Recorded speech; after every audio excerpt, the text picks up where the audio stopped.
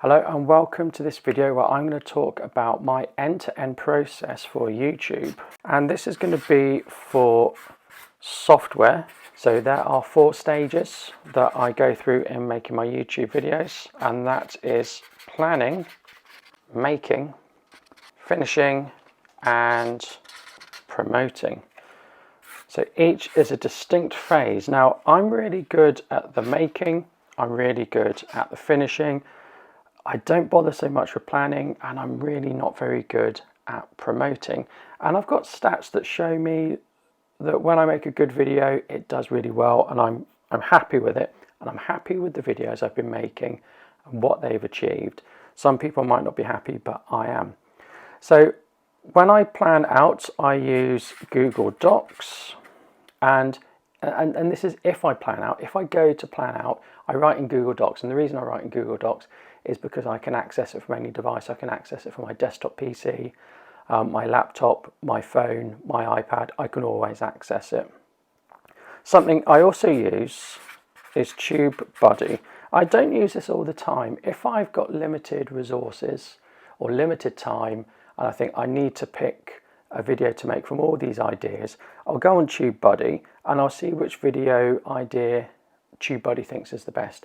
Interestingly, it doesn't always give me the right answer. TubeBuddy can give something as a low score and it does really well. TubeBuddy can give something as a high score and it doesn't do so well. But TubeBuddy is quite good for generally saying what is going to be quite successful or not. Sometimes I might use some AI content writers if I'm a bit stuck and I just want to do some planning. I don't do that very often because sometimes I just go straight into recording, particularly if it's for software reviews. When I'm doing other things like camera stuff and out and about, I need to plan it a bit more. Now, Google Docs is free. TubeBuddy, I use a free version. And AI content writers, they're not free, but you can use OpenAI in a limited capacity for free. So all these are free and you can use all of these. Now for making, I use Camtasia for software recording, and I record my screen in Camtasia and I edit it in Camtasia, and so I use Camtasia for this. And in my video in Camtasia you can go and blur things out, and I like to blur quite a lot of things out that I don't think are relevant or I don't want to show, but that can take a lot of time. So I use something called Blur Web, and that just helps me to blur things out in the browser easier, because most of the things I use are browser based. And I use something called Upbeats to get my music. Now, none of these are free. What a surprise, none of these are free. There is, if you're on a Mac, you can record your screen through the Mac software, through the operating system. If you're on a PC or you want something a bit fancier, you can get something called screenrec.com. And that's a program that records your screen. I've not used it, but I think I'm going to do a review of it very soon. So I'll make my video, and now I've got to finish it, because if I just put that video up on YouTube, it wouldn't do very well. So when I make it, I've got to consider SEO, I've got to consider descriptions, I've got to consider title, thumbnail, and this is the big one for me, subtitles. I've done analysis of my audience, and 60% watch with no subtitles, but that means 40% are watching my videos with some form of subtitles. So subtitling really opens up my videos to audiences that wouldn't normally watch it. So I think subtitling for that reason is quite important. So let's go through these. SEO, I basically incorporate that into my description. My description has to have enough keywords in, and my title, that people can find my video. I do put effort into tags, but I don't put much effort into tags because I know tags aren't particularly used very much by YouTube. So I don't spend ages in tags. I just think more about the description and the title, and I make sure they've got certain keywords in that link back and tell people, or would make my video do well in search.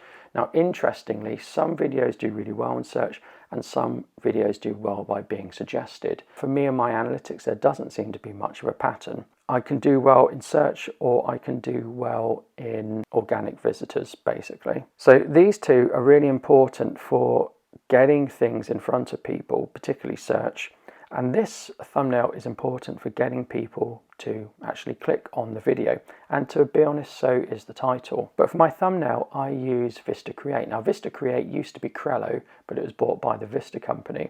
And Crello was an alternative to Canva. So I took a lifetime deal to get Crello, and it's become Vista Create. So it's basically the same as Canva Pro, but I've already paid for it, and I paid for it once. So 3 alternatives for this would be Canva. I used to use Canva before I got Crello and Vista Create. There's no real options for the SEO things. I mean, you can use things like TubeBuddy and vidIQ, but I've used them on a paid use, and I found they haven't really changed things much for me. So I stopped subscribing to them. Now, subtitles, I use something called HappyScribe, and once I've uploaded my video to YouTube, I put a link into HappyScribe, and it does transcribing, and it does transcribing very well, probably because I've put lots of videos through it. It's actually really accurate, so I don't need to spend much time correcting my subtitles. They're done quite well. You could, of course, for free, just use the subtitler in YouTube, and then once I've set my English one and I'm happy with it, I just do auto translate in YouTube and put it in other languages. So I think most of my language watch is in English, but quite a lot is in non-English. So I think it is worth putting in time for subtitling. Now let's talk about promoting. So for promoting, that's getting your video out there. And I don't really put much effort into this. I rely mostly on YouTube. Occasionally I put things on Twitter, but I don't always. And occasionally I will make a post about my video, but I put the post on YouTube, but I don't always. But what I've started to do is I've started to make shorts of the very video as a way of getting people to see a short aspect of the video and thinking, I want more, and going to the link and being able to click on the link and go straight to the video. I don't think that works particularly well, but I'm sticking with it. So I've got Pictory AI, and I like Pictory AI, and Pictory AI now has a highlight function. But the problem is with the highlight function, it does highlighting very well. So you can trim down your video just based on the text, and you can put it in 9:16, so it's ideal for shorts. But putting little graphics on that say, check the comments for the link to the main video, is really difficult and really fiddly. The idea of using Pictory AI is that it's quick, but it's not very quick if I'm fiddling about. I did use something called ReVideo. Now, ReVideo was great. It was just a really simple web-based application. You uploaded your video, it transcribed it, it played your video, and it played subtitles, and you could trim it. And I think it was like $20, but it stopped working. So I'm not using that anymore because it doesn't work. And I'm furious that it doesn't work. So I'm trying out something called IMVidu. IMVIDU,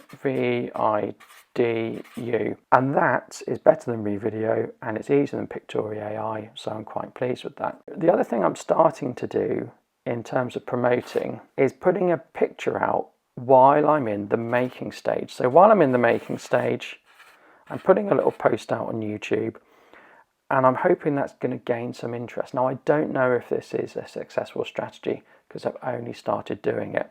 And then once I've made the video, I can put another post up on YouTube saying it's made, yeah, it's made. So I'm hoping that going from there to there will garner interest. Now, it's really only going to garner interest for people who are scrolling on mobile or people who are already subscribers. But it's about getting that video out and making people aware of it. And I'm hoping that putting something here and here is going to help do that. Another thing I forgot to say about finishing is sometimes there are going to be Amazon affiliate links, and that will allow my video to take people to Amazon, and any purchases they make on Amazon gives me a commission. It's a very small commission. I'm not huge with that because most of my videos at the moment are software based, but occasionally I'll be using a product or reviewing a product, and I can put that on. You can also put on your gear list. That's a bag, by the way. You can put on your gear list. That can be quite helpful as well if people want to know what gear you've got and then they want to buy it. There is one other thing I do, and that is at the end I do some analysis on the video. I'll leave it a couple of weeks and then I'll start looking at the analytics and seeing where I could do better. And some things I learn and some things I don't learn. I know people say, look at your analytics, you'll learn loads, you'll change your videos. I find it a bit difficult.